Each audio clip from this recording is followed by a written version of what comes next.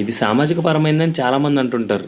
కాదు, మతపరమైందని కొందరు వాదిస్తుంటారు. దీనికోసం సమాజంలో కొట్లాట్లు, రాజకీయాలు, రిజర్వేషన్లు. ఇక సంఘంలోకి వస్తే కులాన్ని బైబిల్ సమర్థిస్తుందా లేక ఖండిస్తుందా అని ఆలోచించకుండా కులాన్ని వాడుకుని సంఘాలు కట్టే పాస్టర్లు కొందరైతే తమ వివాహాల్లో కులం తప్పనిసరని విశ్వాసులు చాలామంది. కులం కోసం తెలియాలంటే దాని మూలాల్లోకి వెళ్లాల్సిందే. దీనికోసం నాకు కొంచెం డీప్గా చెప్పన్నా. మా వాళ్ళని ఒప్పించాలంటే దీని గురించి నాకు పూర్తిగా తెలియాలి. హిందూ మతానికి ధర్మశాస్త్ర గ్రంథాలు కొన్ని ఉన్నాయి. అందులో అత్యంత ప్రధానమైనవి మనుస్మృతి, పరాశర స్మృతి. యూదులకి ధర్మశాస్త్రం ఎలాగో వీళ్ళకి అలాంటివి. మనుస్మృతి ప్రథమాధ్యాయం, దశమాధ్యాయాలలో కులాల ఆవిర్భావం, కుల ధర్మాలు మొదలైన వాటి కోసం విస్తృతంగా రాయబడింది. మనుస్మృతి ప్రకారం సృష్టికర్త సృష్టించేసేటప్పుడు శిరస్సు నుండి బ్రాహ్మణులను, భుజముల నుండి క్షత్రియులను, ఉదరము నుండి వైశ్యులను, పాదముల నుండి శూద్రులను చేశాడు. అంటే సృష్టికర్త 4 కులాల వారిని సృష్టించాడు. ఈ 4 కులాల్లో పెద్ద కులాల పురుషులు చిన్న కులాల వారిని పెళ్లి చేసుకోవడం వల్ల కొన్ని కొత్త కులాలు ఏర్పడ్డాయి. వీరిని అనులోములు అంటారు. చిన్న కులాల పురుషులు పెద్ద కులాల వారిని పెళ్లి చేసుకోవడం వల్ల ఇంకొన్ని కులాలు ఏర్పడ్డాయి. వీరిని విలోములు అంటారు. ఈ అనులోములు, విలోములు అనే సంకరజాతి వారు పెళ్లి చేసుకోవడం వల్ల కొన్ని కొత్త కులాలు ఏర్పడ్డాయి. వీరిని ప్రతిలోములు అంటారు. ఇలా సృష్టించబడ్డ 4 కులాల వారు సంకరం చేయబడడం వల్ల ప్రస్తుతం మన దేశంలో 3000 కులాలు ఏర్పడ్డాయి. ఇందులో కొందరు నీచమైన వారని, కొందరు అంటరాని వారని, కొందరు హీనమైన వృత్తులు మాత్రమే చేయాలని, కొందరు ప్రజల మధ్య నివసించకూడదని, కొందరు పరిపాలన చేయకూడదని, ఇలా చాలా నియమాలు ఆ గ్రంథాల్లో రాయబడ్డాయి. పెద్ద కులాల వారు తప్పు చేస్తే ఒక రకమైన శిక్ష, చిన్న కులాల వారు తప్పు చేస్తే ఇంకొక రకమైన శిక్ష విధించాలని కులానికో న్యాయం, కులానికో ధర్మం రాయబడింది. కుల వ్యవస్థకి ఈ గ్రంథాలే ఆధారం.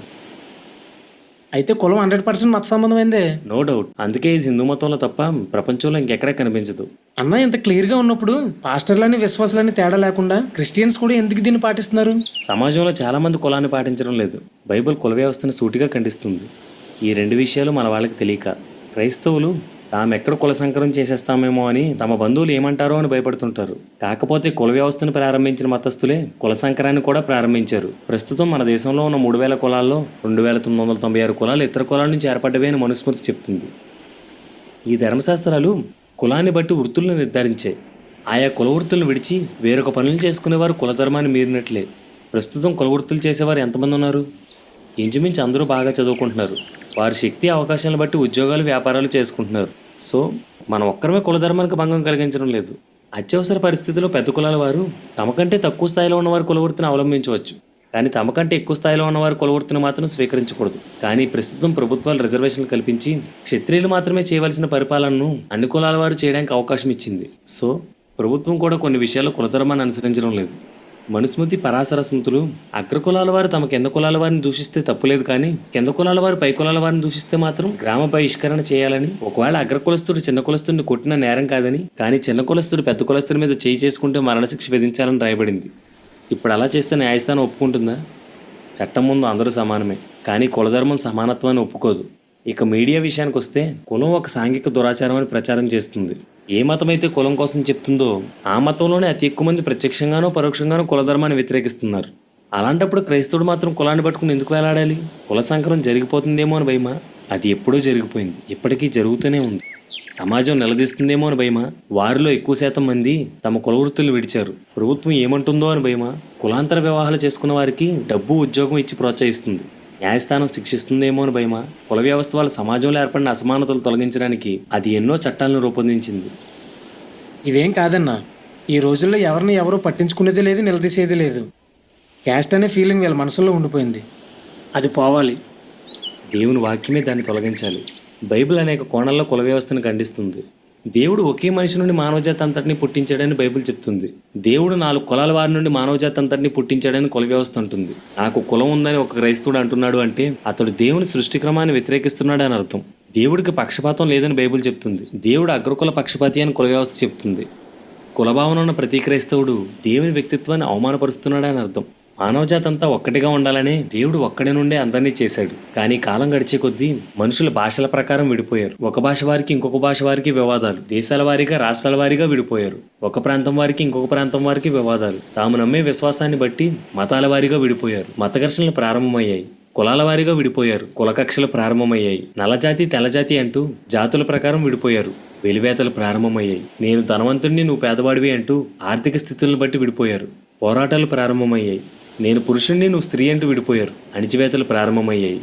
దేవుడు కోరుకున్న మానవజాతి ఇది కాదు. మళ్ళీ అందరినీ ఒక్కటి చేయాలని సంకల్పించి సృష్టికర్త శరీరంతో వచ్చాడని బైబిల్ చెప్తుంది. మనుషులంతా ఒక్కటి కానే కాదని చెప్తుంది కుల వ్యవస్థ. నేను ఫలానా కులస్తుణ్ణి అని చెప్పుకునే ప్రతి క్రైస్తవుడు దేవుని సంకల్పాన్ని ఎదిరిస్తున్నాడని అర్థం. క్రీస్తులోనికి బాప్తిజం పొందిన వారిలో ఏ అంతరాలు లేవని, అంతా ఏకమై ఉన్నారంటుంది బైబిల్. కొన్ని కులాల వారు అంటరాని వారిని, కొన్ని కులాల వారు గ్రామ పొలిమేరలు దాటి లోపలికి రాకూడదని చెప్తుంది కుల వ్యవస్థ. కుల వ్యవస్థని ప్రోత్సహించే ప్రతి క్రైస్తవుడు దేవుని వాక్యాన్ని వ్యతిరేకిస్తున్నాడని అర్థం. క్రీస్తునందున్న వారంతా నూతన సృష్టి అని బైబిల్ చెప్తుంది. ఒకడికి పుట్టుక వలన కులం సంప్రాప్తిస్తుందని కుల వ్యవస్థ చెప్తుంది. మతంలో జన్మిస్తే కులం వస్తుంది. ఆ కులస్తుడు క్రీస్తులు తిరిగి జన్మిస్తే మళ్ళీ కులం ఎలా వస్తుంది? పాతవి గతించాలి కదా. కులం కలిగిన ప్రతి క్రైస్తవుడు తిరిగి జన్మించలేదని అర్థం. జానీ, విద్య నేర్పేవాడు ఉపాధ్యాయుడు, పాడేవాడు గాయకుడు, ఇల్లు కట్టేవాడు మేస్త్రి, బట్టలు ఉతికేవాడు చాకలి, బంగారపు పని చేసేవాడు కంసాలి. ఇవన్నీ బైబిల్ ప్రకారం జీవనోపాధి కోసం చేసే పనులు, కులానికి సంబంధించినవి కావు. దేవుడు మనుషులందరినీ ఒక్కటి చేయాలని ఆశపడుతున్నాడు. అన్యుల్లో అది ఎలాగూ జరగదు. క్రైస్తవుల్లో కూడా జరగకపోతే దేవుడు బాధపడతాడు. సమాజానికి సమానత్వాన్ని నేర్పించాల్సిన మనమే కులం కులం అంటుంటే వారికి దారెవరు చూపిస్తారు? కులగోడల్ని కోల్చాల్సింది మనమే జాని. దేవుడు క్రైస్తవులంతా దేవుని కుమారులు అంటూ ఒకే పేరుతో పిలిచాడు. క్రైస్తవులంతా ఒక శరీరంలో అవయవాలని చెప్పాడు. మన శరీరంలో అవయవాలకు ఒక్కొక్కదానికి ఒక్కొక్క కులం ఉంటుందా? ఉండదు. ఒక తండ్రికి 4 కొడుకులు ఉంటే ఒక్కొక్కరికి ఒక్కొక్క కులం ఉంటుందా? ఉండదు. మరి ఒకే ఆదం నుండి పుట్టిన మనందరికీ వేరువేరు కులాలు ఎందుకుంటే ఆలోచించరా? ఒరే, నువ్వు చెప్పినట్లు చేస్తే మన బంధువుల దగ్గర తలెత్తుకుని తిరగలేం. వాళ్ళకి ఏం సమాధానం చెప్పుకోమంటావు? బంధువులు ఏమంటారా అని ఆలోచిస్తున్నావు కానీ దేవుడికి ఏం సమాధానం చెప్పుకోవాలని ఆలోచించట్లేదు. మనం క్రిస్టియన్స్ మమ్మీ. మన జీవితంలో ప్రతి విషయానికి మొదటి ప్రాధాన్యత ప్రభుకే ఇవ్వాలి. మన బంధువులు ఎవరూ మనకు రక్షణ ఇవ్వలేదు. వాళ్ళ కోసం ఆలోచించి తప్పు చేస్తే మన బంధువులందరూ కలిసినా రేపు మనల్ని శిక్ష నుండి తప్పించనూ లేరు. వాళ్ళ కోసం వదిలే మమ్మీ, ప్లీజ్. కులం హిందూ మతానికి సంబంధించింది అన్నావు. సమాజంలో దాన్ని అందరూ పాటించట్లేదు అన్నావు. ఓకే, ఒప్పుకుంటాను. నువ్విప్పుడు మరో కులపు అమ్మాయిని పెళ్లి చేసుకుంటే రేపు పుట్టబోయే పిల్లలకి ఏ కులం అవుతుందిరా? వాళ్ళకు ఒక కులం ఉండాల్సిన అవసరం ఏముందన్నయ్య? రిజర్వేషన్ కోసమా? నా ప్రభువే వాళ్ళకి రిజర్వేషన్. దేవుని వాక్యాన్ని నా జీవితంలో నెరవేర్చడానికి నేను దేన్ని నష్టపోవడానికైనా సిద్ధంగా ఉన్నాను. నన్ను అర్థం చేసుకోండి అన్నయ్య, ప్లీజ్.